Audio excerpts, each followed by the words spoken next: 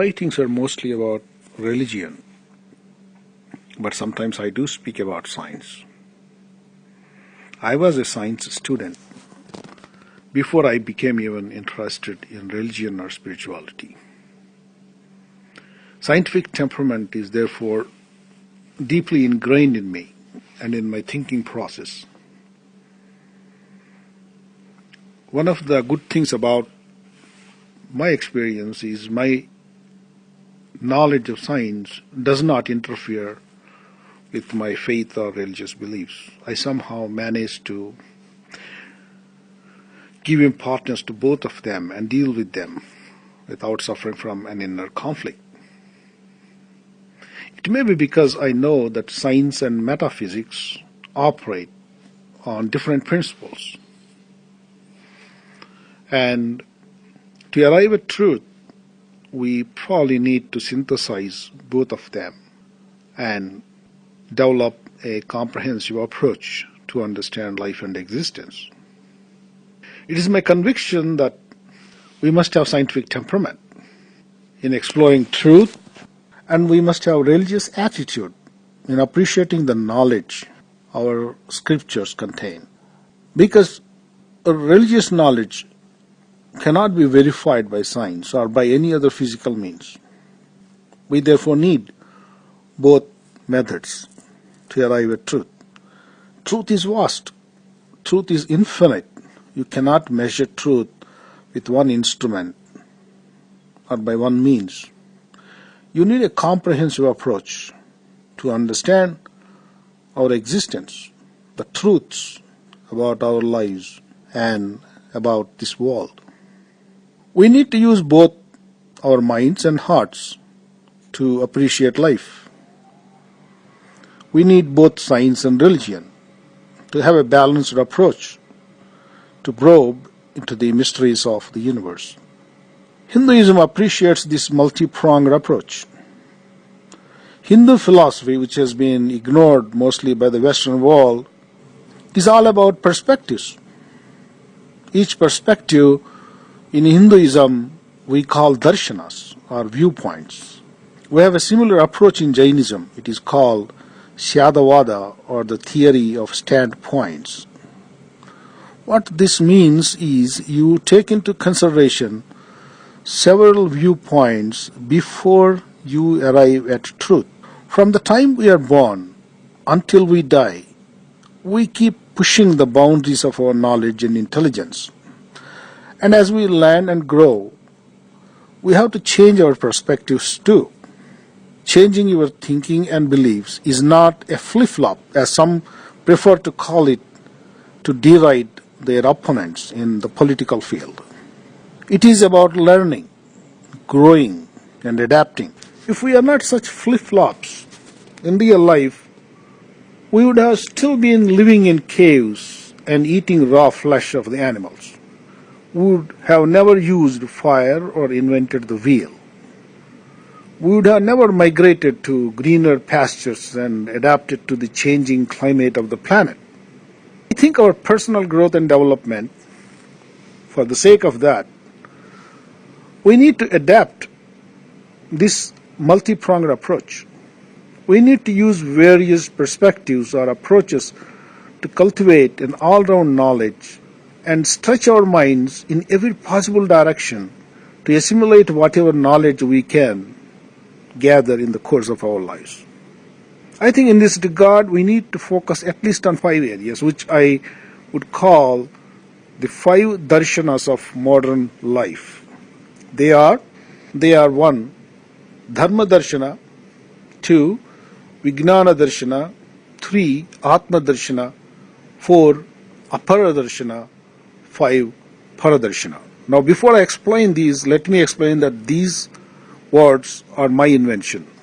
You would not find them in any religious scriptures, but I believe that these 5 nomenclatures perfectly fit into the discussion I am going to start right now about these 5.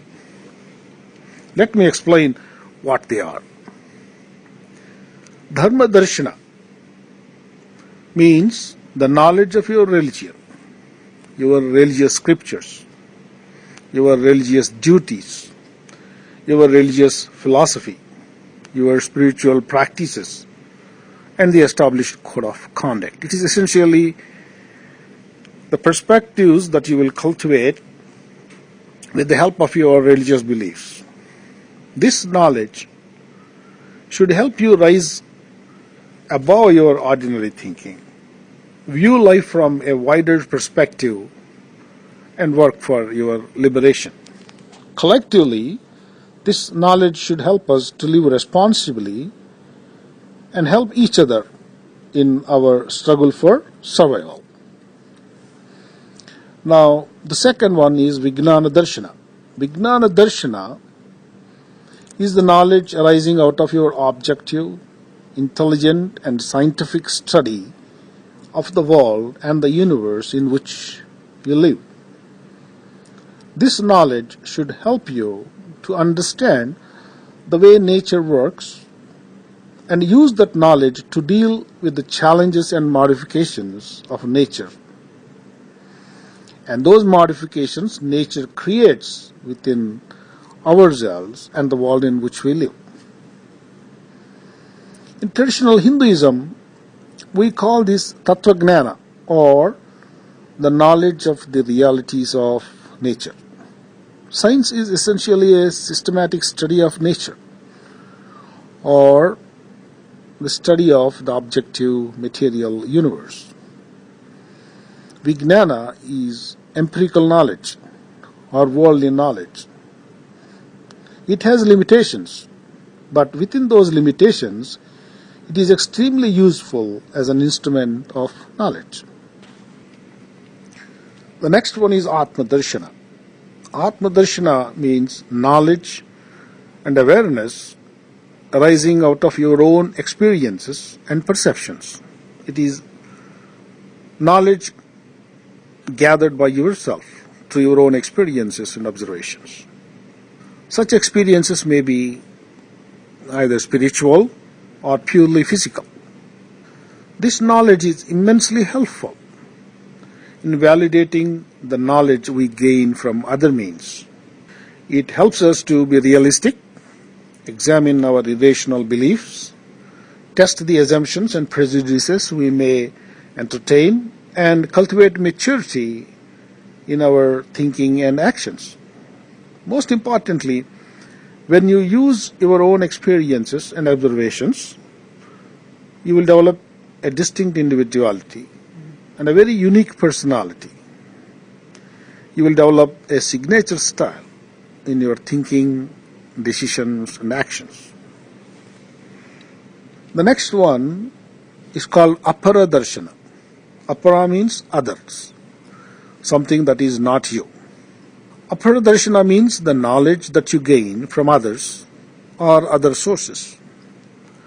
The others or other sources may include your parents, relations, family members, friends, teachers, elders, other people, experts in specific areas of study, even television and news channels, radio, internet, and other means of communication. This knowledge may not be entirely reliable, but you can still make use of it to expand your knowledge and understanding, because knowledge cannot be secured entirely by your efforts, and you have to depend upon various sources outside of yourself in order to make sense of this world. The last one, the fifth one, is called APara Darsana. Para means transcendental.